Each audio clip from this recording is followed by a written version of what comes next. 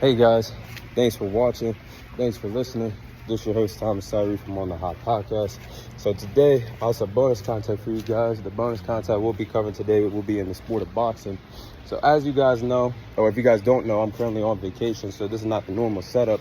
I'm gonna go be spitballing off the top of my head, no notes in front of me. So the bonus content I have is regarding the fight last night that took place in the sport of boxing between Shakur Stevenson and Edwin De Los Santos. So we've seen a new chapter being written in the sport of boxing in the lightweight division.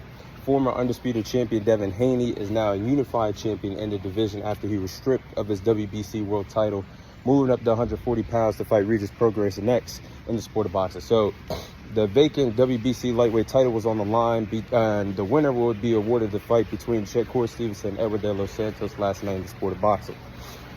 So my thoughts on the fight personally, this fight was terrible for the sport. It was a snooze fest from round 1 all the way to round 12. Start to finish, the fight was very disappointing. And if you guys know, on the combat series I covered during the week, I said that I was expecting a good fight between the two respective southpaw fighters. As you guys know, Shakur Stevenson's skills, he's a great boxer, has great boxing IQ, great defensive fighter, has it all that you want to be if you're building a boxer up from the ground up. Then you have Edwin De Los Santos, who's a pretty good boxer, pretty good southpaw fighter. But the difference between Shakur Stevenson and Edwin De Los Santos was Edwin De Los Santos has crazy knockout power. Has a lot of power, possesses a lot of power, 14 knockouts to his resume. So I was expecting a great, interesting scrap between the two southpaw fighters, and that didn't happen whatsoever. It was a snooze fest from round 1 all the way to round 12. The fight was boring, and the stats speak for itself about how that fight truly played out last night. Shakur Stevenson only landed a total of 65 punches.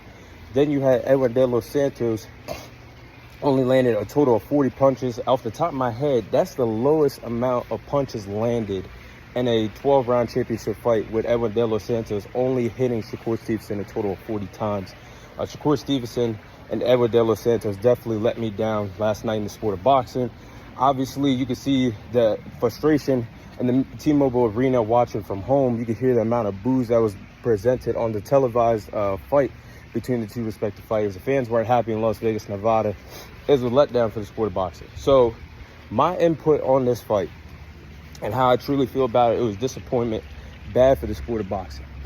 And with Shakur Stevenson, this was supposed to be his big make it or break it moment in the sport of boxing. He's obviously one of the best pound for pound fighters in the sport today. Has a lot of aspirations for being a pay-per-view star one day in the sport of boxing, fighting the big names like Devin Haney, Gervonta Davis, and etc. So my thoughts on this is Shakur Stevenson fumbled his big opportunity to show the world what he could really do in the sport of boxing and to establish himself as a big-time marketable star in the sport of boxing. He failed to do that last night.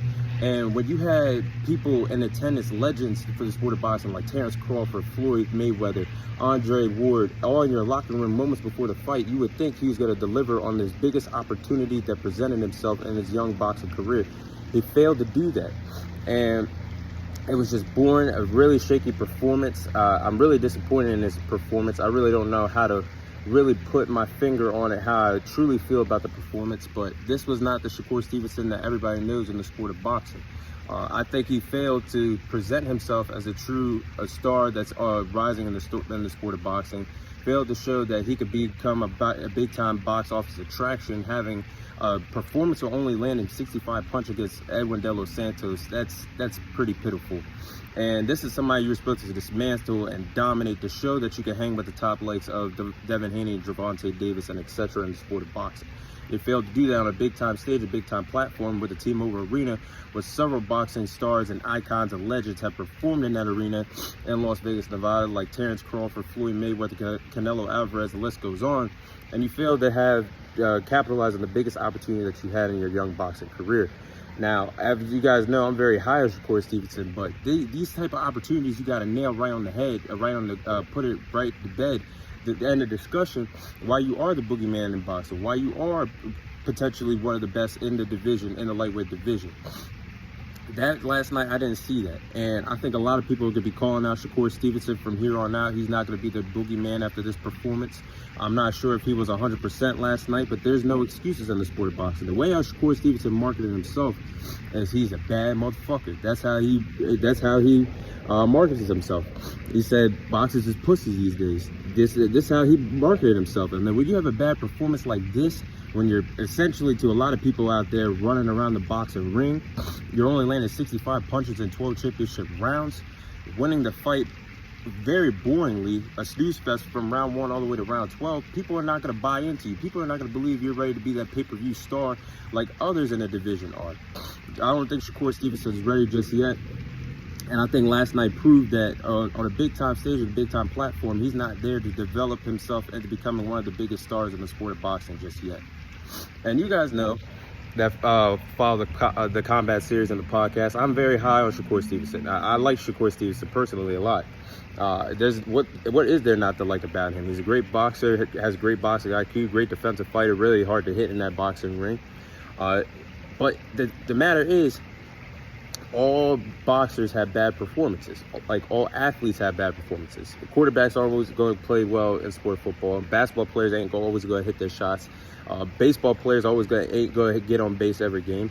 These things happen in sports, and especially in the sport of boxing. But Shakur Stevenson, he is the new WBC lightweight champion in the lightweight division, and I'm not taking anything away from him. But this performance last night, he just wet the bed on a big-time opportunity to present himself with the whole entire sport of boxing, or the whole entire boxing community watching on a Thursday night. Nothing else is on at this point. The Ravens and Bengals game then ended, and you have the opportunity to go out there and prove to the world why you're a bad motherfucker, like you promote yourself. So that's my thoughts on Shakur Stevenson versus Edwin De Los Santos. That's all the time I have for you guys today. Thank you guys for watching. Thank you guys for listening. This is your host, Thomas Tyree, signing off, and I'll see you guys on next week's episode.